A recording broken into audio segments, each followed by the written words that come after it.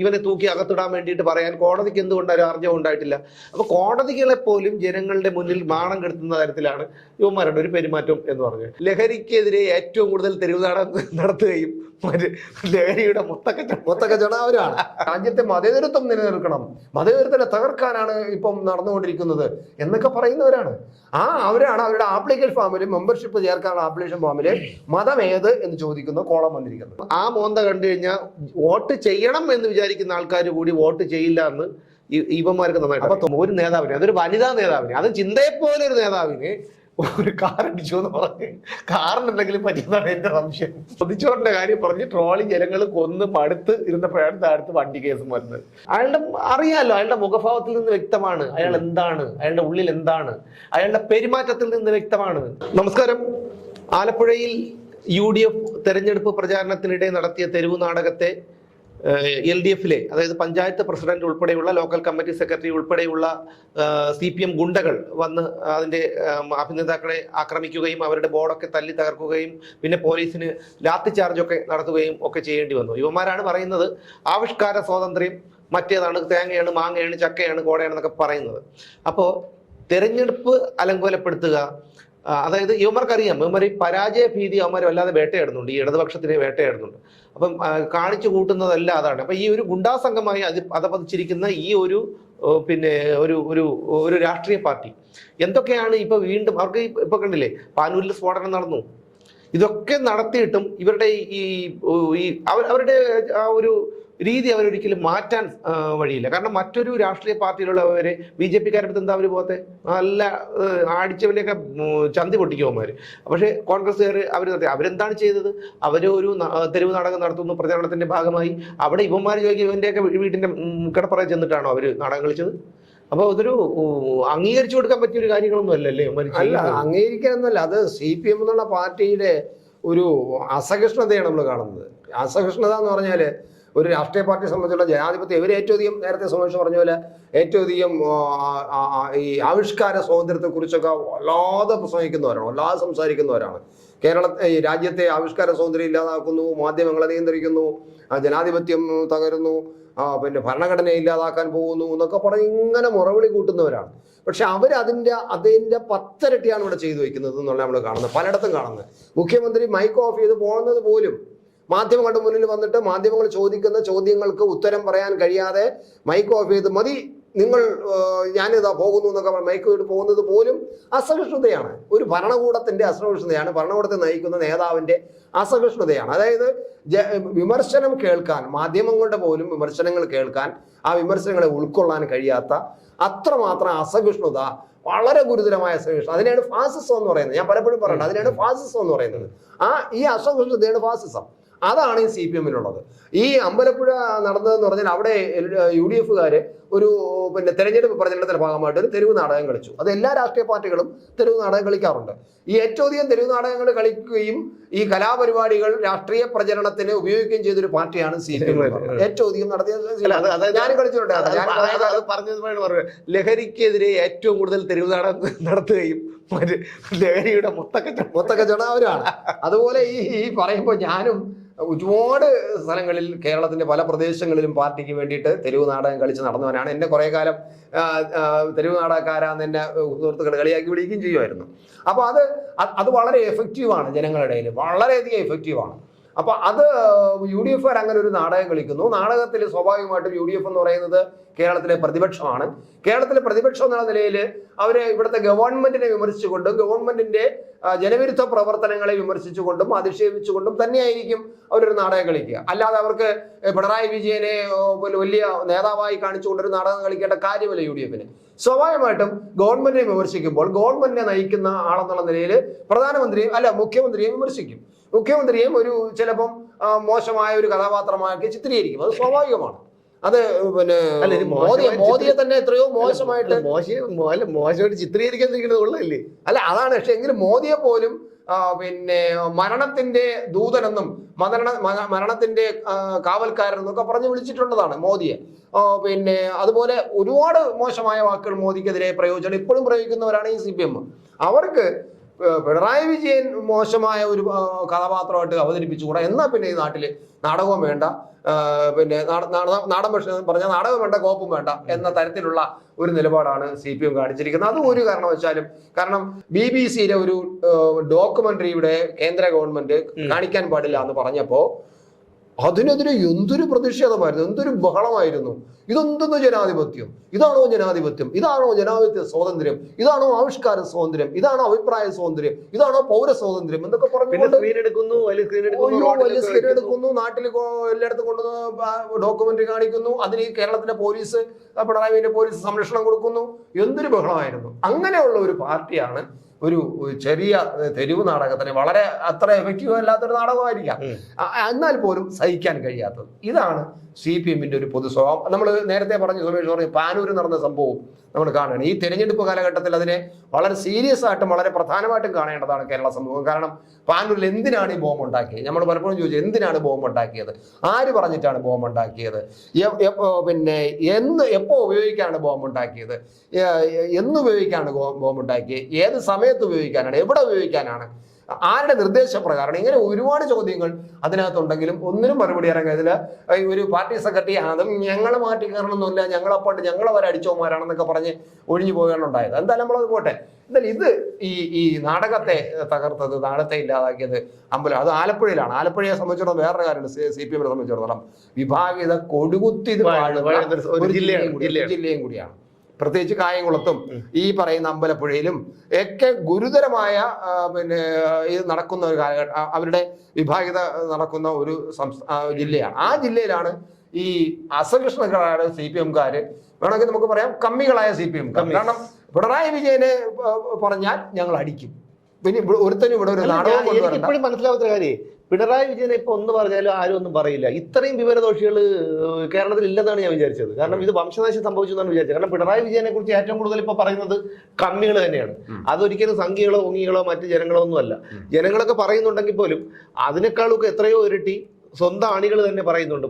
സത്യം പറഞ്ഞാൽ പിന്നെ സഹിക്കാൻ പറ്റാത്ത രീതിയിലാണ് അണികൾ തന്നെ പറയുന്നത്. കാരണം ഇവന്മാർക്ക് ഒരു കല്യാണത്തിന് പോകാൻ വയ്യ, ഒറ്റയ്ക്ക് ഒരു ചടങ്ങിന് പോകാൻ പറ്റില്ല, ആൾക്കാർ നോക്കി കളിയാക്കും. ആ കണക്കിനാണ് യുവമാരുടെ ഒരു അധപതനം എന്ന് പറഞ്ഞു കഴിഞ്ഞാൽ. അപ്പൊ അതുകൊണ്ട് പിന്നെ ഇത്തരക്കാരില്ല എന്നാണ് വിചാരിച്ചത്. അപ്പൊ ഇവരെയൊക്കെ യഥാർത്ഥത്തിൽ ചെയ്യേണ്ടതെന്ന് പറഞ്ഞാൽ തിരിച്ചടിക്കാനുള്ള ഒരു കെൽപ്പന്മാർക്കില്ല.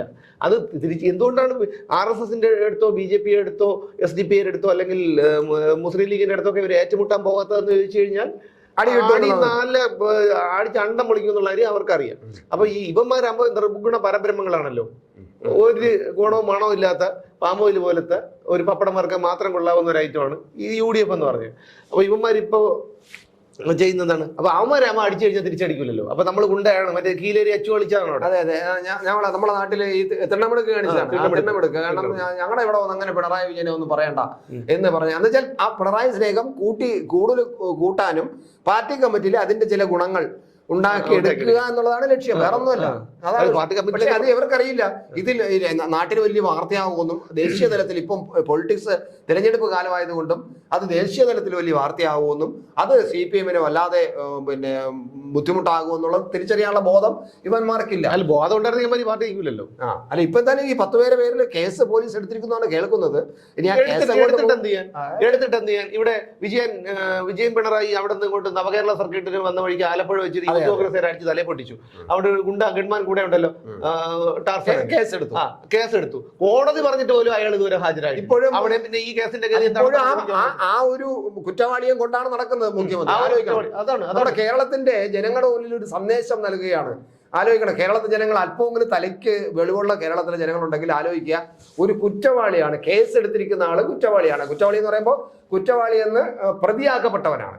അയാൾ കോടതിയാണ് അയാൾ കുറ്റവാളി അല്ലയോ തീരുമാനിക്കേണ്ടത്. പക്ഷെ പ്രതിയാക്കപ്പെട്ടവനാണ് അയാൾ.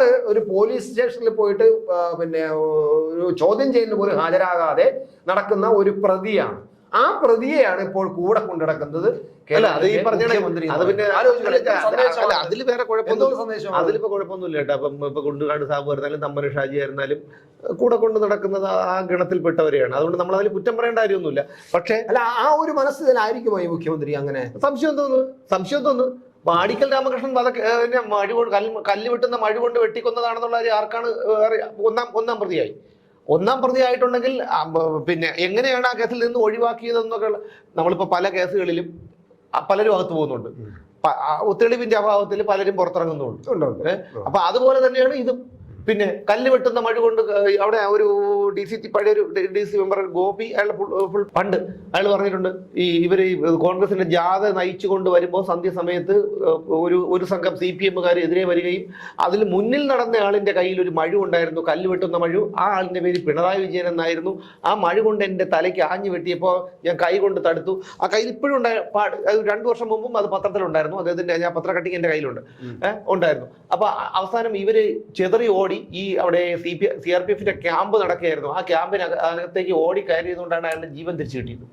അപ്പൊ ഇയാളുടെ മനസ്സിലെന്ന് പറഞ്ഞാൽ എന്താണ്, അയാളുടെ അറിയാലോ, അയാളുടെ മുഖഭാവത്തിൽ നിന്ന് വ്യക്തമാണ് അയാൾ എന്താണ്, അയാളുടെ ഉള്ളിൽ എന്താണ്, അയാളുടെ പെരുമാറ്റത്തിൽ നിന്ന് വ്യക്തമാണ് അയാൾ എന്താണെന്നും അയാളുടെ ചെയ്തികൾ എന്താണെന്നും അയാളുടെ ഉള്ളിലുള്ള പിന്നെ ക്രൂരത എത്രത്തോളമാണെന്നും ഒക്കെ നമുക്ക് അയാളുടെ മുഖഭാവങ്ങളിൽ നിന്നും ശരീരഭാഷയിൽ നിന്നും പെരുമാറ്റത്തിൽ നിന്നും സംസാരത്തിൽ നിന്നും ഒക്കെ നമുക്ക് വായിച്ചെടുക്കാവുന്നതേ ഉള്ളൂ. ചില ശരീര ഭാഷയുണ്ടല്ലോ, മൊത്തം ശരീരഭാഷ, അതാണ് ബോഡി ലാംഗ്വേജ് എന്ന് പറയുന്നത്. അതെ, ഇതിൽ നിന്നൊക്കെ വായിച്ചെടുക്കാം അത് അയാൾ എന്താണ് എന്നുള്ള കാര്യം. അപ്പൊ അതുകൊണ്ട് അത് ഈ അനിൽകുമാറിനെ കൊണ്ട് നടക്കുക. ഇപ്പൊ എന്താണ്, അനിൽകുമാറിന്റെ കേസ് ക്രൈംബ്രാഞ്ചിന് വിട്ടേക്കുന്നു. ക്രൈംബ്രാഞ്ചിന്റെ തലപ്പത്താരായിരിക്കുന്ന പിണറായി വിജയൻ ഇതിലൊരു ചുക്ക് സംഭവിക്കുന്നില്ല. കോടതിയെ പോലും വെല്ലുവിളിച്ചുകൊണ്ട്, ഇവിടുത്തെ കോടതികൾക്കും അത് വേണം. ഇവിടെ സാധാരണക്കാരന്റെ ക്ലിപ്പിടാനല്ലേ ഇവിടെ കോടതികളുള്ളത്. അപ്പൊ കോടതിക്ക് എന്തുകൊണ്ട് ഒരു ആർജവം ഉണ്ടായിട്ടില്ല ഇവനെ തൂക്കി അകത്തിടാൻ വേണ്ടിയിട്ട് പറയാൻ? കോടതിക്ക് എന്തുകൊണ്ട് ഒരു ആർജവം ഉണ്ടായിട്ടില്ല? അപ്പൊ കോടതികളെ പോലും ജനങ്ങളുടെ മുന്നിൽ മാണം കെടുത്തുന്ന തരത്തിലാണ് യുവമാരുടെ ഒരു പെരുമാറ്റം എന്ന് പറഞ്ഞത്. എന്തൊക്കെയാണ് ഈ നടക്കുന്നത് എന്ന് പറഞ്ഞുകൊണ്ടല്ലോ. സത്യം പറഞ്ഞാൽ ഇപ്പൊ ഒരു ചെറിയൊരു ആശ്വാസം ഉണ്ടെന്ന് പറഞ്ഞാൽ, ഇലക്ഷൻ ആയപ്പോ സ്ഥാനാർത്ഥികളുടെ പോസ്റ്ററുകളും ഹോർഡിങ്സുകളും ബാനറുകളുമാണ് റോഡിൽ. എന്റെ പൊന്നെ, ഈ ഒരു മോന്ത ഇപ്പൊ അധികം കാണണ്ട, എങ്കിലും കാണണം, എന്നാൽ പോലും അധികം കാണണ്ട. ആ ഒരു ആശ്വാസമുണ്ട്. സത്യമല്ല, അധികമൊന്നുമില്ല. എല്ലാ സ്ഥാനാർത്ഥികളും ഇദ്ദേഹത്തിന്റെ ഫോട്ടോ വെച്ചിട്ടാണ് പിന്നെ അവരെ ഫോട്ടോ അടിച്ചിരിക്കുന്നത്. അല്ല, ഇവിടെ LDF-ന്റെ സ്ഥാനാർത്ഥികളല്ല, അത് CPI ആയിരുന്നാലും. അല്ലല്ല, പഞ്ഞിന്റെ ഒക്കെ പോസ്റ്ററുകളിലൊക്കെ ചിലതിലൊക്കെ കാണുമായിരിക്കും. പക്ഷെ ഞാൻ പറഞ്ഞത് കുറവാണ്. കുറവാണ്. പക്ഷെ വലിയ വലിയ ബോർഡുകൾ പലയിടത്തും വെച്ചിട്ടുണ്ട്. അപ്പൊ ഞാൻ ആലോചിച്ചിട്ടുണ്ട്, അവര് നാളെയും ഇതേ മുഖം വെച്ച് തന്നെ തെരഞ്ഞെടുപ്പ് പ്രചരണത്തിന് പിന്നെ വോട്ട് പിടിക്കണം. കാരണം ലോക്സഭാ തെരഞ്ഞെടുപ്പ് കഴിയുമ്പോൾ പിടിക്കുമോ എന്നുള്ളതാണ് എനിക്ക് അങ്ങനെ തോന്നുന്നില്ല. ചേട്ടൻ പറഞ്ഞ അതിന് എനിക്ക് വിയോജിപ്പുണ്ട്. കാരണം പിണറായി വിജയന്റെ പടം വെച്ച് പിന്നെ പോസ്റ്റർ അടിക്കുന്ന വളരെ അപൂർവമായിട്ടേ ഉള്ളൂ. കാരണം ആ മോന്ത കണ്ടു കഴിഞ്ഞാൽ വോട്ട് ചെയ്യണം എന്ന് വിചാരിക്കുന്ന ആൾക്കാർ കൂടി വോട്ട് ചെയ്യില്ല എന്ന് ഇവന്മാർക്ക് നന്നായിട്ട്. അപ്പൊ തോക്കണമെന്ന് ആഗ്രഹിക്കുന്ന സ്ഥാനാർത്ഥി ആയിരിക്കോ? അല്ല, അതിപ്പം പാർട്ടി പറയുമല്ലോ, അണ്ണന്റെ പടം വയ്ക്കണം പറഞ്ഞു കഴിഞ്ഞാൽ വെച്ചല്ലേ പറ്റുള്ളൂ. അത് കുറച്ച് ഈ പറയുന്നത് പോലെ ഒരു 1000 എണ്ണം അടിക്കുമ്പോഴത്തേക്ക് 10 എണ്ണത്തിൽ വെക്കുമായിരിക്കും. അങ്ങനെ ആയിരിക്കും. എന്തായാലും ഞാൻ കാണുന്നുണ്ട് വലിയ ഹോൾഡിങ്സിലൊക്കെ ഇതിലൊക്കെ വലിയ മുഖമൊക്കെ നല്ല ചുവന്ന് തൊടുത്ത് ചിരിച്ചുകൊണ്ടിരിക്കുന്ന, സാധാരണ ഒരു ചിരിക്കുന്ന മുഖം നമ്മുടെ മുഖ്യമന്ത്രിയുടെ മുഖം നമ്മൾ പിആർഡിക്കാരെ എങ്ങനെയോ കിട്ടുന്ന ഒരു നിമിഷം സമയത്ത് ഒരു പിആർഡിക്കാരെടുത്ത് വയ്ക്കുന്ന ഫോട്ടോയാണ്. 2-3 അവസരങ്ങൾ മാത്രമേ ചിരിക്കാറുള്ളൂ. ഒന്ന് ഇതേപോലെ ഫോട്ടോ എടുക്കുക, അത് ചിലപ്പോൾ ഈ പറഞ്ഞ കണക്ക് എങ്ങനെയെങ്കിലും അവർ എടുക്കുന്നത് പിആർഡിക്കാര് എടുത്ത് വയ്ക്കുന്ന അവര് നോക്കിയിരിക്കും. കാരണം അപൂർവമാണല്ലോ ഈ പിന്നെ ആന പ്രസവിക്കുന്നത് പോലെയാണ്.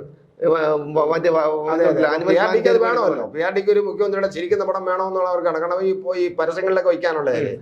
പിന്നെ ചിരിക്കുന്നത് വെച്ച് കഴിഞ്ഞാൽ എവിടെന്നെങ്കിലും സംഭാവന കിട്ടുമ്പോ ഒരു ചെറിയൊരു ചിരി മുഖത്ത് വരുത്തും. അല്ലാതെ ഇന്ന് ഇയാൾ ചിരിക്കൊന്നുമില്ല. ചോദ്യം ചോദിച്ചാൽ മതി, ചോദ്യം ചോദിച്ചാൽ മതി, മുഖത്ത് എന്ത് പ്രശ്നം ഉണ്ടെങ്കിൽ. സ്ഥാനാർത്ഥികൾ ആരെങ്കിലും, നമ്മളെ പത്രക്കാരെങ്കിലും പത്രസമ്മേളനം നടത്തുമ്പോൾ ഒരു ചോദ്യം ചോദിച്ചാൽ മതി. അതോടുകൂടി അദ്ദേഹം ഇത്രയെങ്കിലും പ്രസന്നതയോടെ വന്നിരുന്ന അദ്ദേഹം തീർന്നു. അപ്പൊ എന്തായാലും ഞാനിത് പറഞ്ഞു വന്നത് നമ്മുടെ ഈ അമ്പലപ്പുഴ. അത് മാത്രമല്ല, ഇപ്പൊ നമ്മൾ പറഞ്ഞത് പ്രധാന കാരണം മറന്നുപോയി. അവരുടെ ഒരു പിന്നെ അപേക്ഷ ഫോറത്തില് മെമ്പർഷിപ്പ്, അതായത് മെമ്പർഷിപ്പ് ഇപ്പൊ 2024 മെമ്പർഷിപ്പ് ചേർക്കാൻ വേണ്ടിയിട്ട് CPM-ന്റെ മെമ്പർഷിപ്പ് ചേർക്കാൻ വേണ്ടിയിട്ട് ഒരു ആപ്ലിക്കേഷൻ ഫോം തയ്യാറാക്കി ഇറങ്ങിയിട്ടുണ്ട്. ഇപ്പൊ വാർത്ത വന്നതാണ്. എത്രമാത്രം ശരിയുണ്ടെന്ന് നമുക്കറിയില്ല. ഇനി എന്തായാലും ഒന്ന് അന്വേഷിക്കണം. നമുക്ക് ചിലപ്പം ചില ആപ്ലിക്കേഷൻ ഫോം നമുക്ക് കിട്ടാൻ സാധ്യതയുണ്ട്. അങ്ങനെയാണെങ്കിൽ നമുക്ക് പരിശോധിക്കാന്നുള്ളതേ ഉള്ളൂ, നമുക്കൊന്ന് കൗണ്ടർ ചെക്ക് ചെയ്യാന്നുള്ളത്. എന്തായാലും വാർത്ത വന്നിരിക്കുന്നു കൃത്യമായിട്ടും. ഒരിടത്തു നിന്നും അതിനെ എതിർത്തുകൊണ്ടോ അത് നിഷേധിച്ചുകൊണ്ടോ ഒരു വാർത്ത പിന്നീട് വന്നിട്ടുമില്ല. വന്നിരിക്കുന്നത് എങ്ങനെയാന്ന് വെച്ചാല് ഈ CPM-ന്റെ പിന്നെ ആപ്ലിക്കേഷൻ ഫോം, അതായത് മെമ്പർഷിപ്പ് ചേർത്തുകൊണ്ടുള്ള ആപ്ലിക്കേഷൻ ഫോമിൽ ഏകദേശം പിന്നെ 12ഓളം കോളങ്ങളുണ്ട്. 12 കോളമുണ്ട്. ആ കോളത്തില് അവസാനത്തെ കോളത്തിൽ പറഞ്ഞേക്കണം നിങ്ങളുടെ മതം ഏത് എന്നൊരു ചോദ്യമുണ്ട്. ഞങ്ങളില്ല ഹൈന്ദവ രക്തം, അല്ല നമ്മൾ അല്ല മതേതരവാദികളാണെന്ന്. ഈ രാജ്യത്തെ മതേതരത്വം സ്വന്തം ചോര കൊടുത്തും സ്വന്തം പിന്നെ ജീവൻ കൊടുത്തും മതേതരത്വം കാത്തു സൂക്ഷിക്കുമെന്ന് പ്രതിജ്ഞ എടുക്കുന്നവരാണ് ഈ പാർട്ടിക്കാര്. ഈ രാജ്യത്തെ മതേതരത്വം തകർന്ന് തരിപ്പണമായിരിക്കുന്നു. ആകപ്പാടെ അതിനെ പിടിച്ചു നിർത്താൻ കഴിയുന്ന ഒരേ ഒരു പാർട്ടി CPM മാത്രമാണ്. അപ്പൊ അതുകൊണ്ട് രാജ്യത്തെ മതേതരത്വം നിലനിൽക്കണം, മതേതരത്തിനെ തകർക്കാനാണ് ഇപ്പം നടന്നുകൊണ്ടിരിക്കുന്നത് എന്നൊക്കെ പറയുന്നവരാണ്. അവരാണ് അവരുടെ ആപ്ലിക്കേഷൻ ഫോമില് മെമ്പർഷിപ്പ് ചേർക്കാനുള്ള ആപ്ലിക്കേഷൻ ഫോമില് മതം ഏത് എന്ന് ചോദിക്കുന്ന കോളം വന്നിരിക്കുന്നത്. ആലോചിച്ച് നോക്കണം. അപ്പൊ ഈ പാർട്ടി എന്താണ് പുറത്തു പറയുന്നത്, എന്ത് ഇവിടെ പ്രസംഗിക്കുന്നത്, എന്ത് ജനങ്ങൾ ഇതൊക്കെ പാർട്ടി മെമ്പർമാർ പോലും ഇതൊക്കെ ഈ പറഞ്ഞ കണക്ക് നമ്മള് ഈ നാണം കെട്ട് ജീവിക്കുന്ന ചില പല കള്ളന്മാരൊക്കെ ഉണ്ടല്ലോ. ഈ കള്ളന്മാരെന്ന് വെച്ചാൽ അവർക്കറിയാം അവർ കള്ളന്മാരാണ്, ജനം മൊത്തം അറിഞ്ഞു കഴിഞ്ഞു, ഇനി എന്നെ കള്ളനായിട്ട് ഈ സമൂഹം കാണും എന്ന് ചിന്തിക്കുന്നവരുണ്ട്.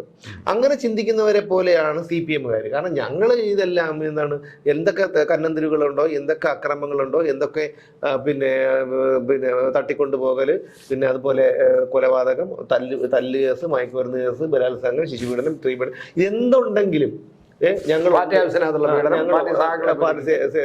ഇനിയിപ്പം ഇതിന്റെ പേരിൽ കേസെടുക്കണ്ട. ഞാൻ പറഞ്ഞുതരാം, ഒന്നായിട്ട് പറഞ്ഞുതരാം. ശിശുപീഡനം എന്ന് പറഞ്ഞത് വണ്ടിപ്പെരിയാറിലെ DYFI നേതാവ് അർജുൻ, പിന്നെ സഹപ്രവർത്തകരെ പീഡിപ്പിച്ചു എന്ന് പറയുന്നത് ഗോപി കോട്ടമുറിക്കൽ ഉൾപ്പെടെ നമ്മുടെ PK ശശി ഉൾപ്പെടെയുള്ള ആൾക്കാർ, പിന്നെ നമ്മുടെ സഖാവ് ഒക്കെ ഉണ്ട്.